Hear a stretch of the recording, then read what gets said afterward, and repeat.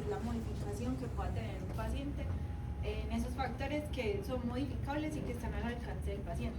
Entonces, entre ellos la modificación ambiental, la adaptación, supresión de fármacos nocivos. Estamos hablando de que este punto es muy importante, no llegar a involucrar como en puntos donde no nos competen, ¿sí?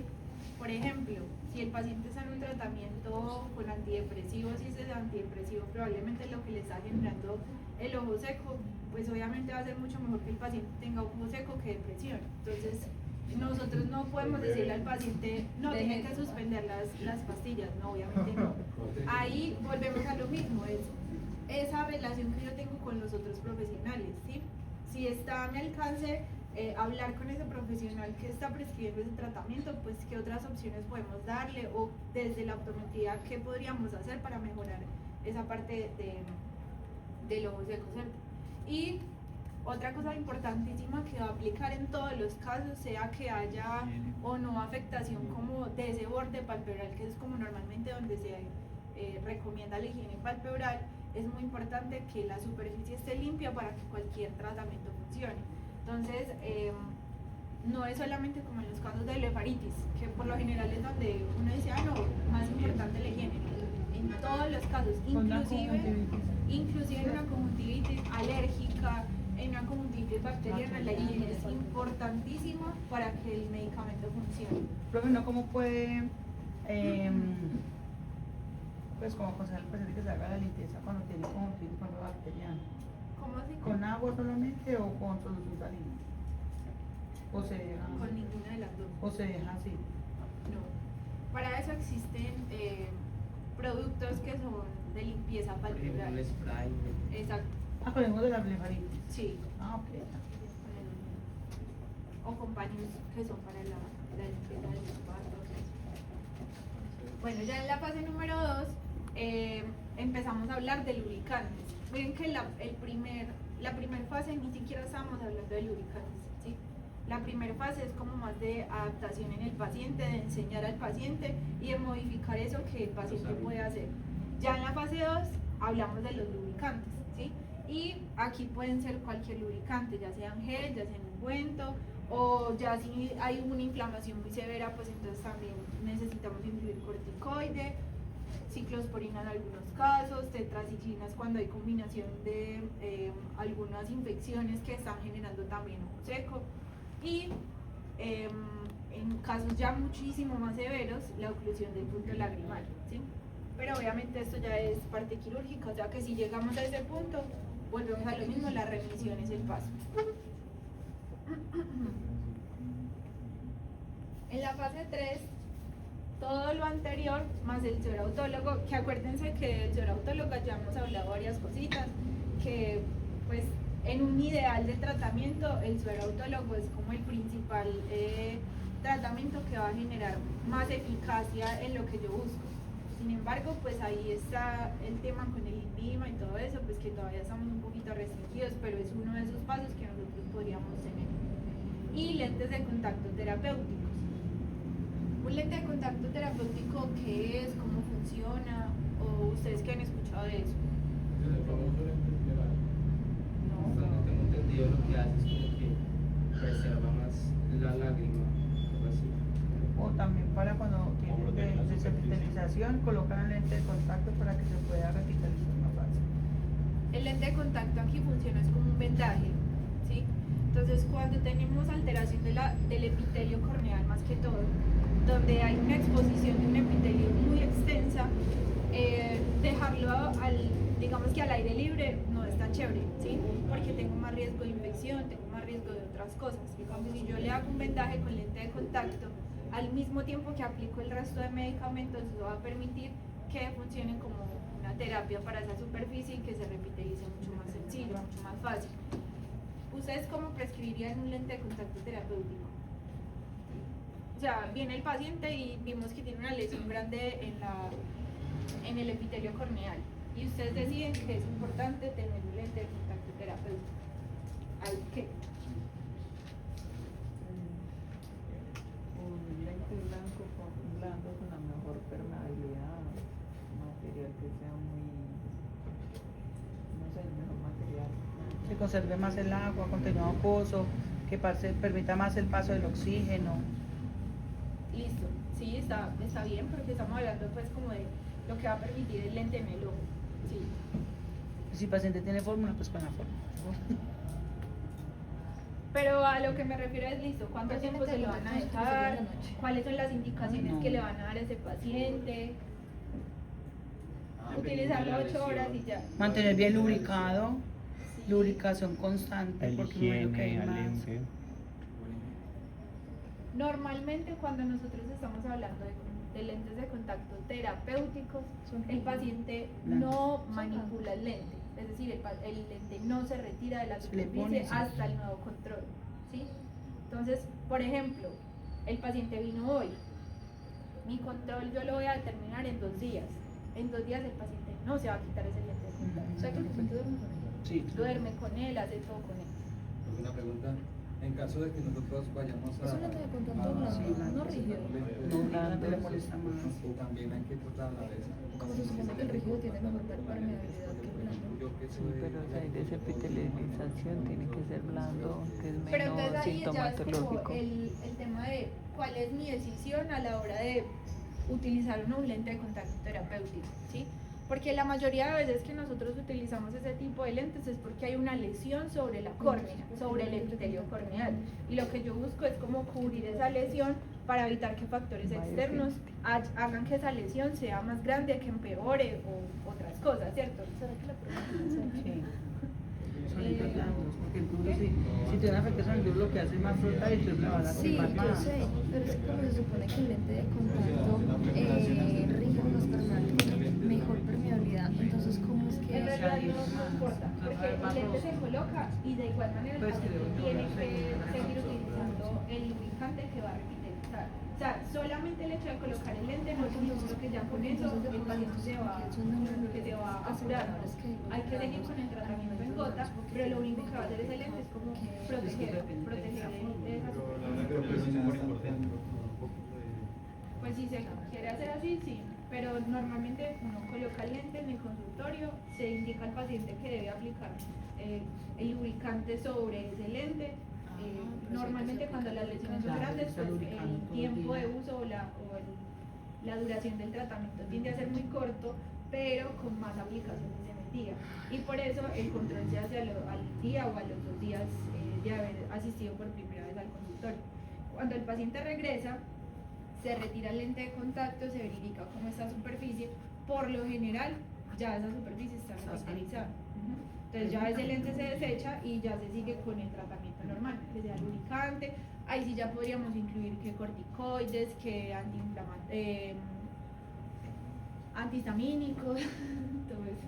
¿Qué iba a preguntar? No, que si tenía que tener alguna característica en especial el material del lente, solo hidrogel de... Solo hidrogel de silicona. ¿Y ese lente se Profe. manda a hacer o...? No, se lo venden a cualquiera. No, inclusive No, con la lentes otra. de prueba de Ah, de lentes de prueba. Normalmente contacto. yo me acuerdo que era como de colocar un 0.25 Ajá. Sí, eso Ah, o sea, no. no es un lente No. distinto. No, hay inclusive lentes que vienen neutros que son para eso. Profe, pero no sé, es que Sí, normalmente siempre si debe ser un lente de contacto pues que tenga, o sea, que tenga buena permeabilidad. Y pues como en la clase de lentes de contacto he visto que los rígidos más permeables tienen mejor permeabilidad pues porque tienen un DK más alto y permiten mejor oxigenación, porque entonces en este caso utilizamos un hidrogel pues que si bien tienen permeabilidad pero no tienen tan buena permeabilidad como el gas carbonado. Okay.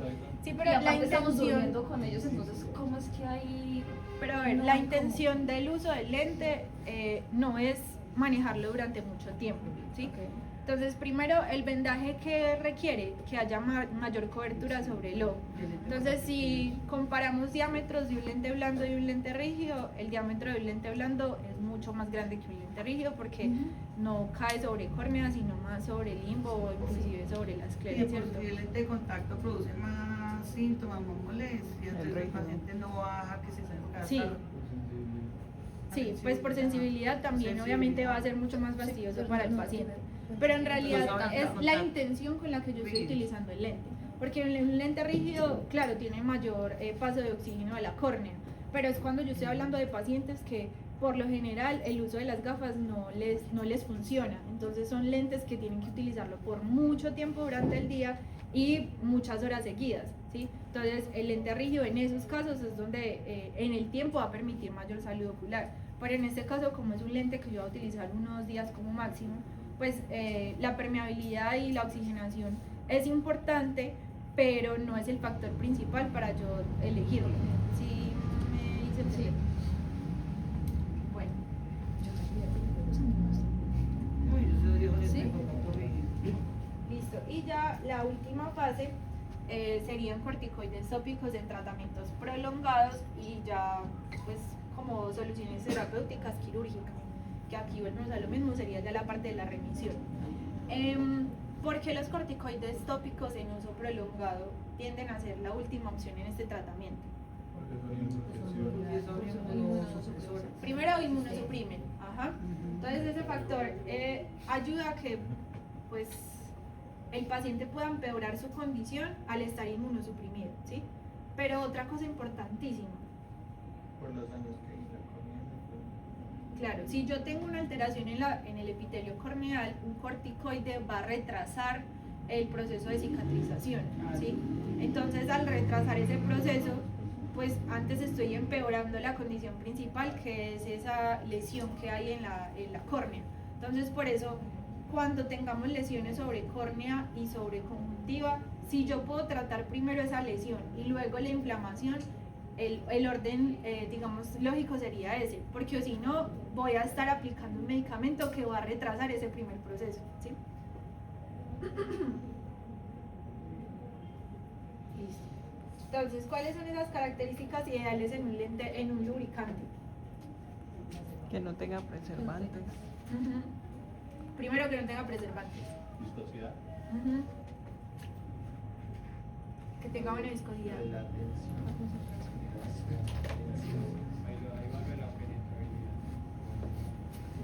¿Lo de la qué? Concentración. La Los concentración. tensoactivos. Pero la concentración, ¿qué va a determinar? La osmolaridad. ¿Qué más? ¿Qué más?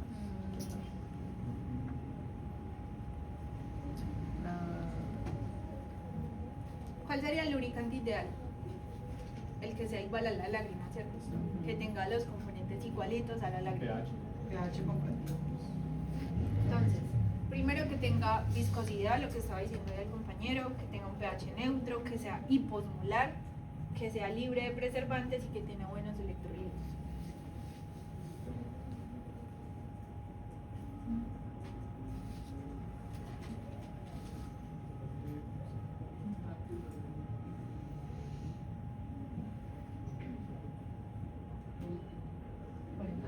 Ahí en la presentación, esto es un link, este de acá es un link, y los va a llevar a este estudio. Les invito a que lean esto. Está, no, en la presentación que yo les envié. Es súper completo, súper completo. Y aquí nos está hablando de la composición lagrimal, entonces, como cuál es esa composición literalmente de la lágrima y por qué los lubricantes deberían tener esas características. ¿Sí? Entonces, la verdad es muy buena, muy chévere y muy completa. Ahí está. Ya está en la presentación. Listo. Los lubricantes, ¿qué funciones o qué propiedades deben cumplir?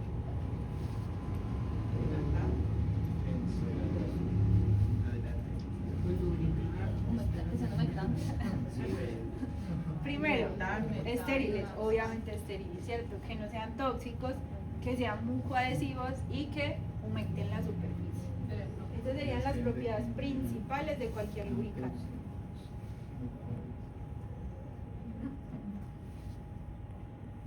Entonces, un momentito, ya devuelvo.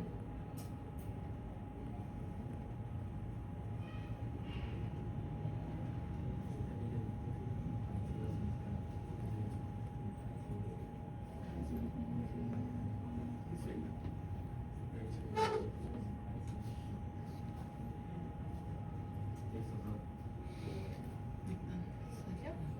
Yo también. Entonces acá ya vamos a empezar a hablar como tal de esos componentes que tiene cada uno de ellos.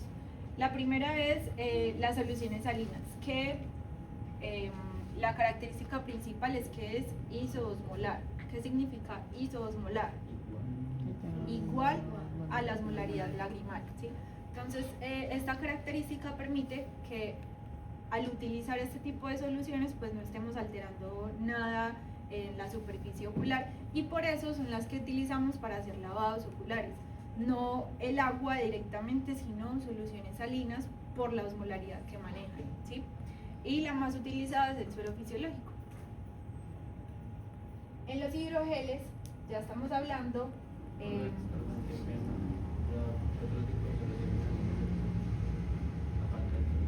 del suero fisiológico. No, la verdad no sé. O sea, la más fácil de conseguir. ¿La qué? La más fácil de conseguir. Sí. Colocar farmacia. Bueno, entonces acá vamos a ver este video.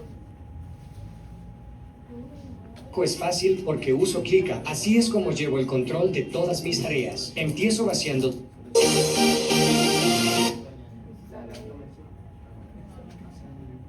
Este ya lo vimos, ¿no es cierto?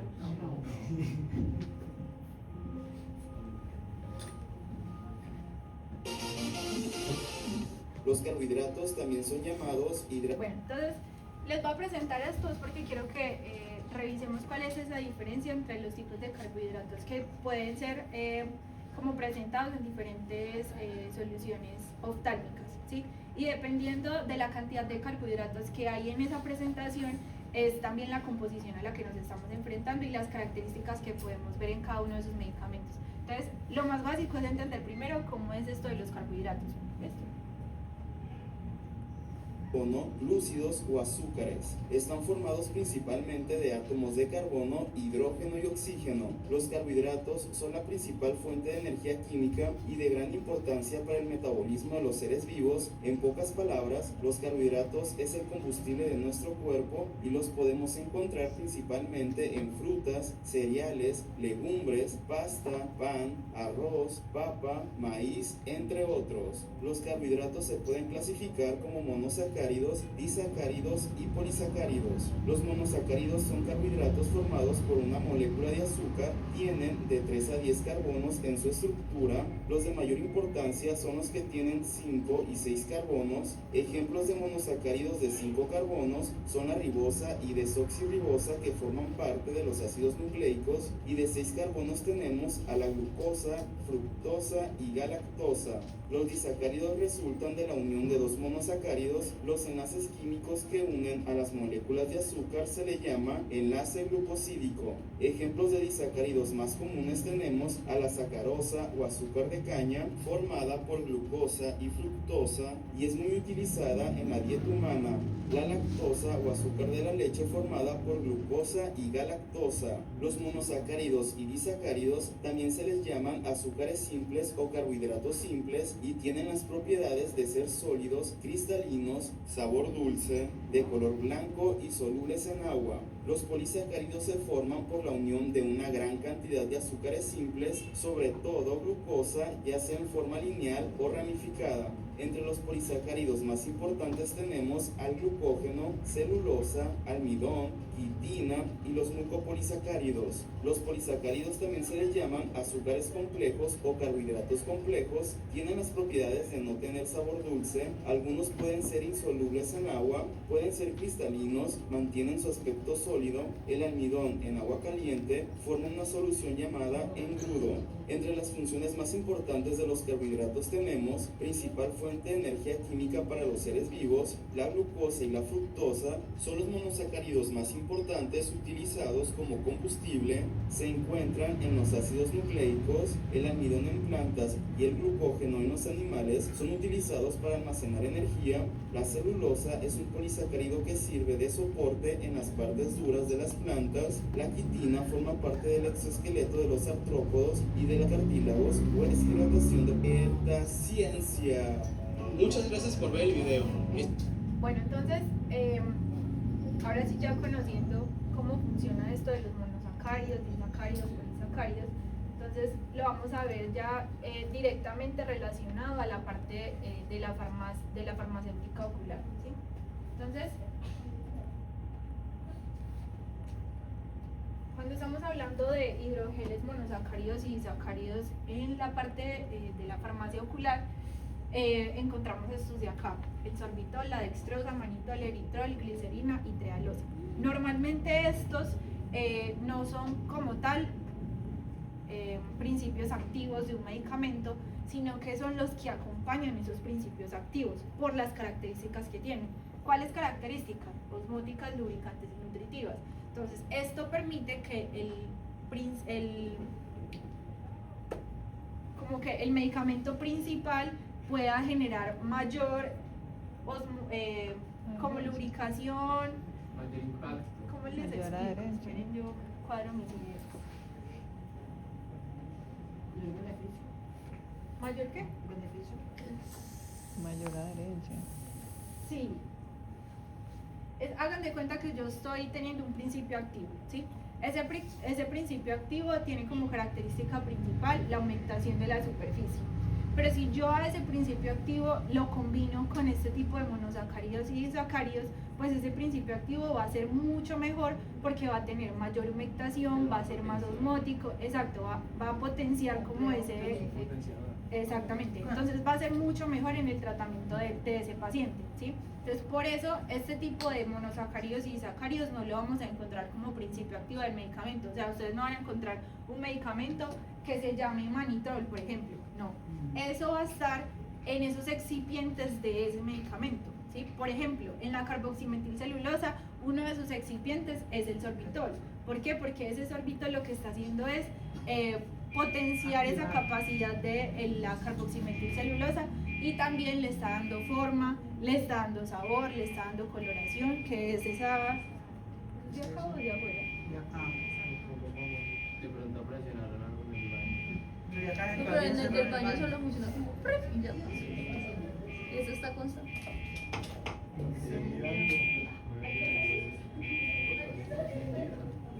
Hay que huir, muchachos, huyan. ¡Corre, perro! Este es nuestro Antes de que momento. pueda. Bueno. Listo. ¿Cuáles son esas características, además de la humectación, de la osmolaridad que tienen este tipo de monosacáridos y disacáridos, que protegen y estabilizan la membrana plasmática de la superficie ocular? Aparte de eso, son citoprotectores y osmoprotectores, es decir, que ayudan con ese equilibrio que se necesita entre las soluciones y los solutos que hay en superficie, y disminuye la apoptosis y promueve la autofagia. Disminuir la apoptosis, pues obviamente disminuye como esa muerte celular que hay en la superficie, y la autofagia, ¿qué significa? Que es la lisis de los Que cuando hay desechos sobre la superficie, ellos mismos son capaces como de quitarlos de la superficie. Listo. Entonces ya saben, todos estos sorbitol, dextrosa, manitol, eritrol, glicerina y trealosa son excipientes de principios activos. Y esos principios activos ya los vamos a empezar a ver en los polisacáridos, ¿sí? Entonces, en los polisacáridos, principales características son de origen natural, de fácil acceso, de baja toxicidad, por lo que son de origen natural, biocompatibles y son mucoadhesivos. Aquí podemos encontrar el dextrano, los mucílagos y los mucopolisacáridos. En los mucílagos entonces encontramos ya estos principios activos, que estos sí son más conocidos. Entonces, el primero, la metilcelulosa, luego la hidroxietilcelulosa, hidroxipropilmetilcelulosa y carboximetilcelulosa. Entonces miren que acá ya estamos hablando de moléculas más complejas que sí se presentan como principios activos de los medicamentos, ¿sí? Entonces lo que estamos hablando ahorita es que esos otros que les nombré primero son excipientes de estos de acá, ¿sí? Entonces se pueden utilizar como emulsiones, suspensiones de cualquier principio activo o como principio activo. Entonces, en la metilcelulosa tiene característica de que es lubricante y espesante y sirve como vehículo de otros medicamentos. Entonces, por ejemplo, hay medicamentos como los antihistamínicos que necesitan un vehículo para permitir como mayor paso desde la superficie hacia la superficie ocular, ¿cierto? Como mayor absorción. Entonces, eso se permite gracias a estos vehículos. Entonces, la metilcelulosa es uno de los principales que funciona como vehículo para la absorción de cualquier medicamento. Se utiliza también en cirugías intraoculares y la mayor parte de los lentes de contacto están fabricados también con este tipo de componentes. La hidroxietilcelulosa pues es un espesante y retenedor de agua. Entonces, ayuda a esos medicamentos que son hidrófobos a retener mayor cantidad de agua y por eso empezamos como a complementar una característica con otra, ¿sí? Entonces, cuando estamos hablando de que es retenedor de agua, ¿en qué casos deberíamos utilizarlo?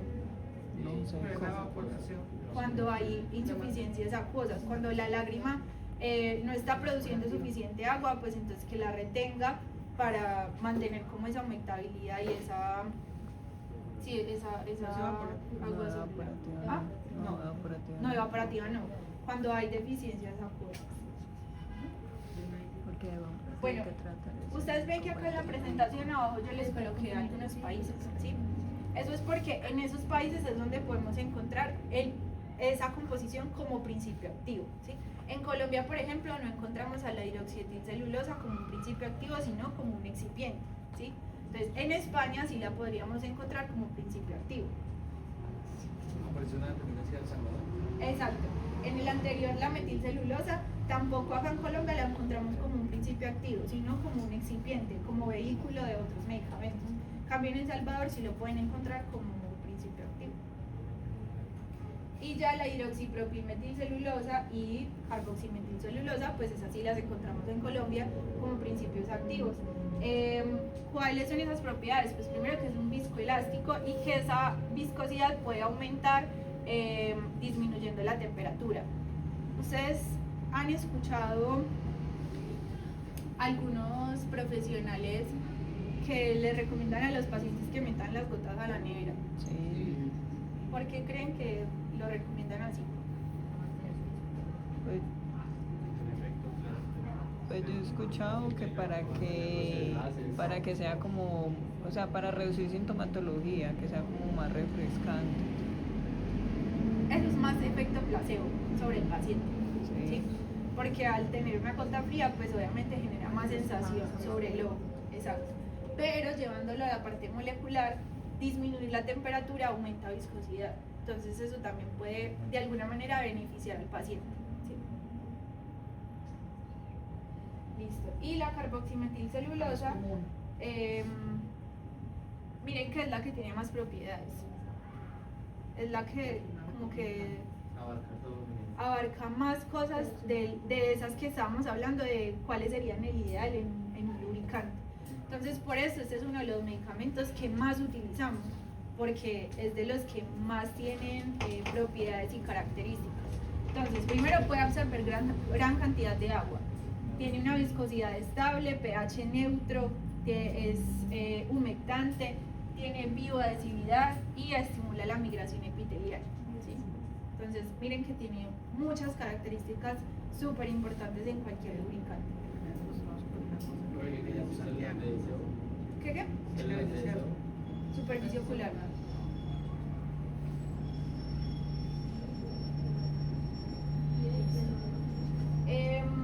Otro es el hialuronato de sodio, que el hialuronato de sodio, pues digamos que su característica principal es ese factor de repitelización. Entonces es utilizado muchísimo en esos casos donde hay desepitelización de la superficie corneal. Tenemos concentraciones desde 0.05 hasta el 0.4% y es un factor, tiene un efecto reparador sobre esa superficie, entonces por eso es tan común encontrarlo cuando hay alteraciones del epitelio.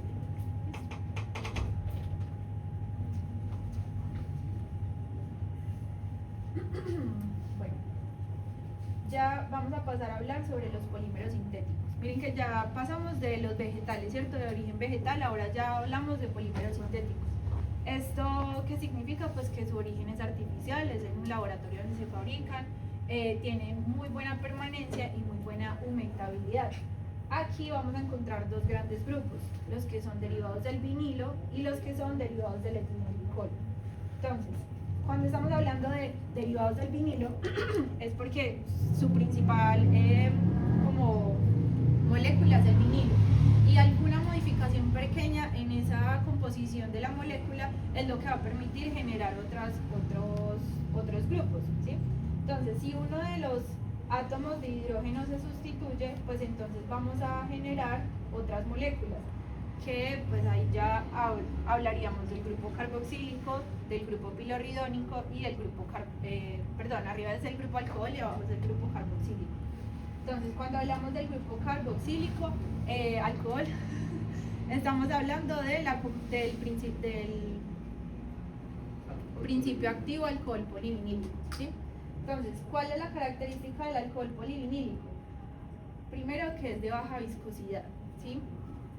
Tiene buena bioadhesividad por su baja tensión superficial y proporciona buen tiempo de permanencia sobre la película lagrimal. Con estas características, ¿ustedes qué creen que para qué deberíamos utilizar este tipo de lubricante? Evaporativo. No, yo creo que más fácil las cosas. ¿Por qué? ¿Por qué evaporativo o por qué acuoso? El acuoso es la eficiencia de la producción de lágrima, el evaporativo es la rápida evaporación de la lágrima. Necesitamos, porque se sube de la lágrima, necesitamos una viscosidad que adhiera a la lágrima más tiempo. Pero mira que ahí tú estás hablando de adherencia. Tiene baja viscosidad. La viscosidad.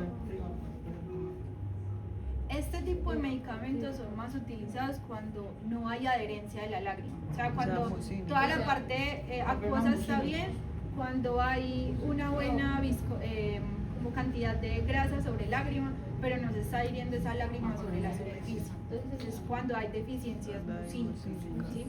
Entonces, en ese tipo de casos donde hay deficiencia mucínica son más utilizados. ¿Por qué? Por la bioadhesividad que manejan. ¿Listo?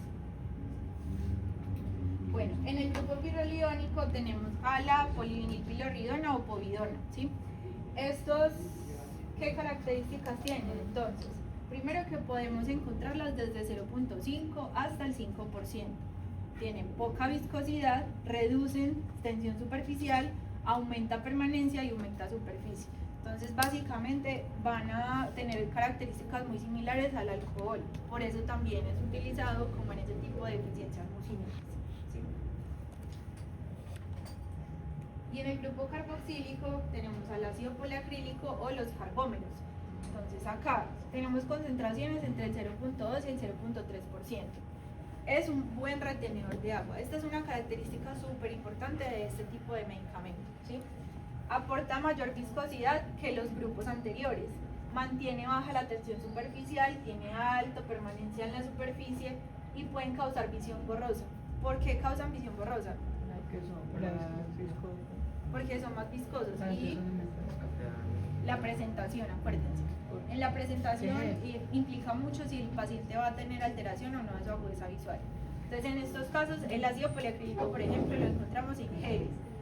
¿Cuándo debemos utilizar los geles? En la noche. Sí, pero... Sí, qué momento. Es verdad, hice mal la pregunta. Cuando está fallando el Con el ojo lipídico. seco. Cuando el ojo seco es más severo. Cuando el ojo seco es severo. ¿Por qué deberíamos utilizarlo en un ojo seco severo? Porque hace que permanece más en él, o sea, adhiere más. Exactamente.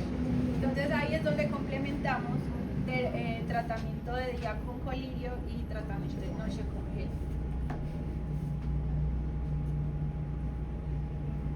Bueno, y en los derivados del etilenglicol, miren que también tiene como características súper chéveres, súper buenas. Alta viscosidad, baja tensión, buena permanencia, adhesión a mucosas y puede causar visión borrosa por la misma viscosidad que maneja. Aquí podemos encontrar dos, uno que es el polietilenglicol y el otro que es el propilenglicol. Los podemos encontrar tanto principios activos separados como tipos, ¿sí? Como combinados. Entonces, lo ideal que sería pues utilizar los combinados porque uno el polietilenglicol nos va a aportar como esa lubricación, esa humectación, y el propilenglicol nos va a aportar esa estabilización que se necesita. Entonces, si utilizamos los dos al tiempo, pues vamos a tener un complemento de una partícula y la otra. Cuando vayan a prescribir este tipo de medicamentos juntos, la composición es al 0,4 del polietilenglicol y el propilenglicol al 0,3. ¿Listo? Todos esos medicamentos que les acabo de presentar, la mayoría los vamos a utilizar cada 6 o cada 8 horas, dependiendo del paciente, ¿sí? Pero normalmente la prescripción es cada 6 horas. Y la duración del tratamiento va a depender del grado en el que encontremos al paciente. Si es un estadio leve, por lo general con un mes de aplicación de tratamiento va a ser más que suficiente. Cuando ya son grados moderados o graves, de 2 a 3 meses. Y acuérdense que nosotros solo podemos dar prescripciones hasta 3 meses. Entonces hacemos prescripción máximo a 3 meses y damos control a los 3 meses. Y en el control es que definimos si se debe seguir utilizando o si ya se puede pausar el medicamento. Listo.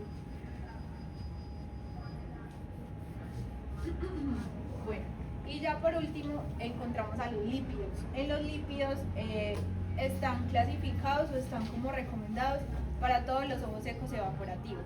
Aquí encontramos los liposomas o las emulsiones, ¿sí? Cuando hablamos de emulsiones es diferentes tipos de principios activos que se mezclan en una composición que es como específica, ¿sí? Entonces,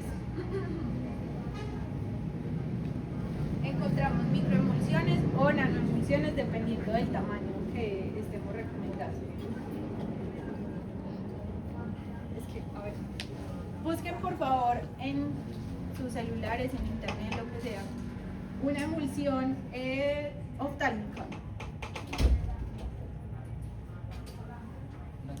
Emulsión oftálmica.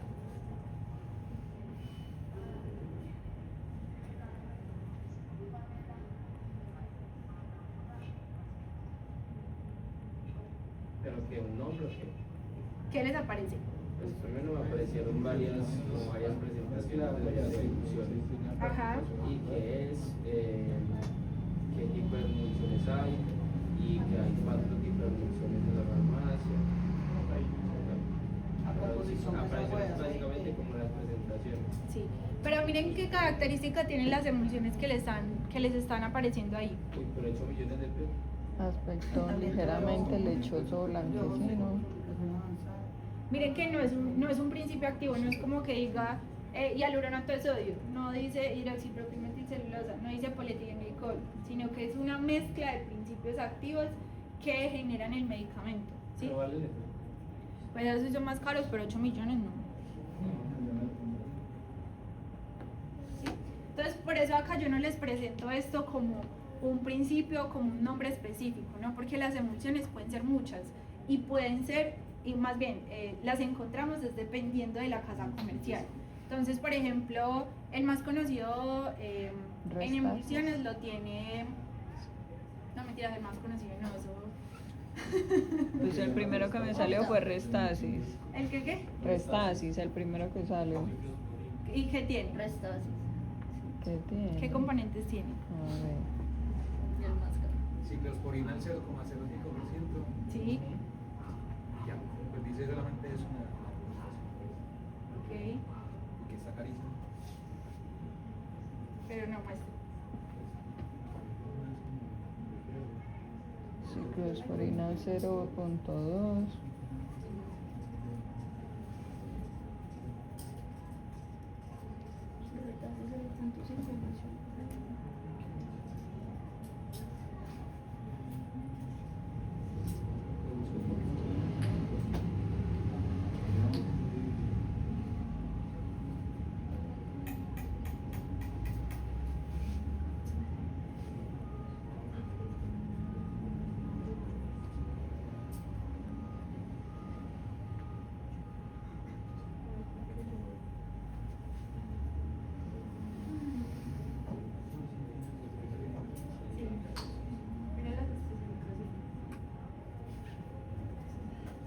¿Qué más encontraron?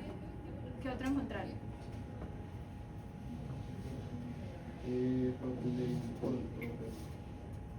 canceroso. Ajá. ¿Y qué especificaciones tiene el medicamento? Pero ese sí no, tampoco aparece. Pero este es alpropilenglicol. No, me parece ese el nombre de la comercial y está igualado. Listo. Eso. Entonces, miren, la emulsión es una mezcla de principios activos que permite que esos principios como que actúen entre sí, ¿sí? Cuando aparecen las emulsiones ponen el componente que tiene más concentración y por eso le sale ciclosporina, por eso le sale el polietilenglicol y así. Pero en realidad no es el único principio activo, sino que tiene una mezcla de principios activos y por eso lo llamamos emulsión, ¿sí? Como les digo, eso ya es como dependiendo del nombre comercial que ustedes van a encontrar diferentes emulsiones. Entonces es importante uno también estar como actualizado en ese tipo de cosas. Bueno. ¿Quién quiere hacer este?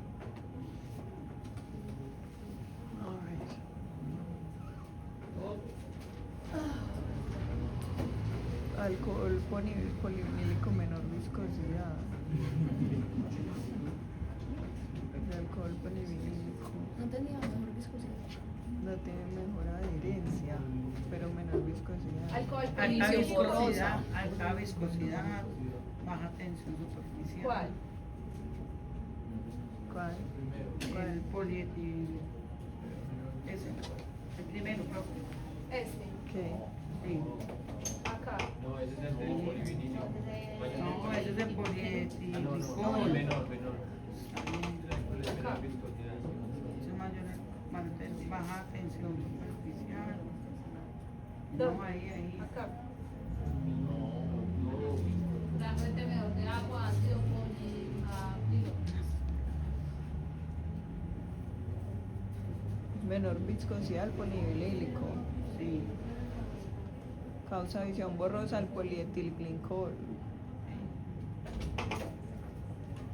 Al 1.4 debe ser ese también. Este. O sea, 0.4. 0.4 es el polietil. 0.4. No, eso es 1.4. El primero es el 0.4. Ese de ahí. Causa baja visión, ácido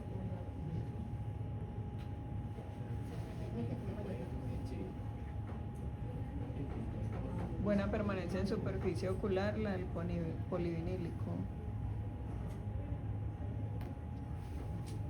¿Y esto es El qué? 0,2 pro. ¿Qué? Coma dos. Acá. ¿Sí? Sí. Entonces este acá y este acá. No, ese es el.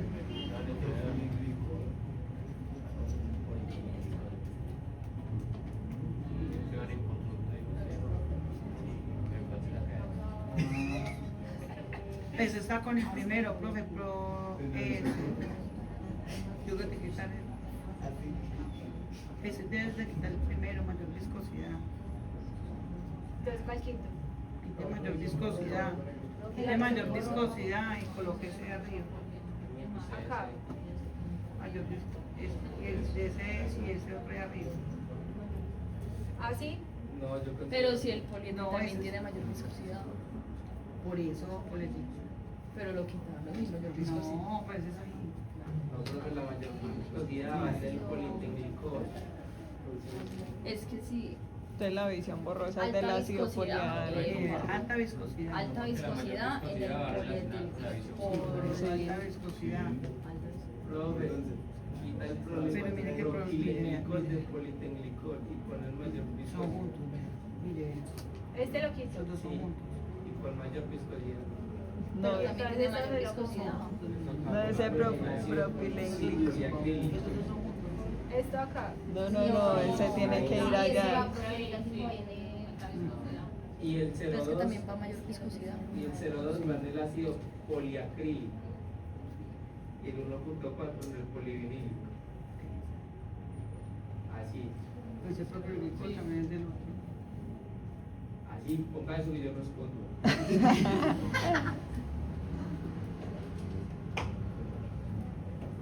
Entonces, Hágale, profe, ¿Así? el miedo al éxito. ¿todos de acuerdo? Pues yo no estoy de acuerdo en la de Yo propio respondo, glicol así, profe, pero yo me hago responsable. Si queda mal, lo punto menos. Sí, para hágale, parcial. pero si queda bien, punto para todos. Sí, hágale pues. Ay. Lo que hay un buen punto negativo son. Si queda bien, no le saco parcial.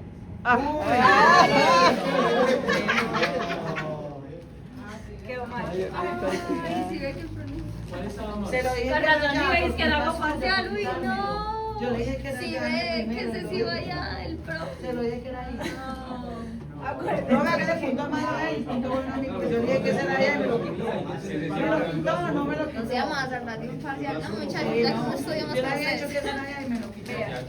Acuérdense que el polietilenglicol puede ir solo o mezclado, ¿sí? Entonces por eso acá tiene el más y va acompañado desde el propilenglicol.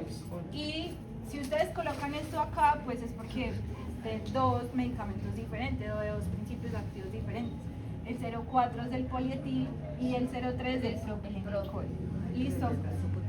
Tiene mayor viscosidad, sí, pero este causa visión borrosa va a sacar. ¿Por qué? Porque acuérdense que esto es un gel y al tener gel, pues voy a disminuir agudeza visual al aplicarlo. Entonces, este es el que nos va a causar visión borrosa. El alcohol polivinílico tiene menor viscosidad, viene al 1.4 y tiene buena permanencia, eso está perfecto. Y digamos que la característica principal del ácido poliacrílico es que tiene gran cantidad de retención de agua, entonces por eso es importante utilizarlo en esos casos severos de ojo seco. Espera. Pero bueno, profe, no pasa nada, ponga el negativo que yo me hago responsable. No, Para- yo no soy así. Pero te hubiera quedado bien, ahí sí todos, sí, punto positivo. No, porque se lo quitó de como estaba bueno. Bueno, se me calman, ya me dan el favor. Yo no hago caso. Bueno. Otro. Sí, para decir la visión por dos. Entonces, la próxima clase ya vamos a ver lo que es terapéutica de la alergia ocular. Es importante que ustedes tengan muy claro todo esto de los lubricantes porque estos lubricantes van a acompañar muchas de las terapéuticas de las enfermedades que vamos a ver después. Entre esas la alergia, la inflamación, inclusive en algunas infecciones es importante el uso de lubricantes. Entonces por eso es súper importante que este tema que acabamos de ver lo tengan muy claro para el resto de las clases. ¿Listo? Y les voy a enviar un taller que sería como la nota de actividades en aula que vamos a tener este corte. El taller es sobre manejo de ojo seco, pero con diferentes opciones terapéuticas, no basadas exclusivamente en medicamentos, sino en otras, ¿sí? Entonces, necesito porfa que me digan cómo van a ser los grupos para poder repartir la actividad. ¿Grupos de cuántos? ¿Grupos de cuántos? Serían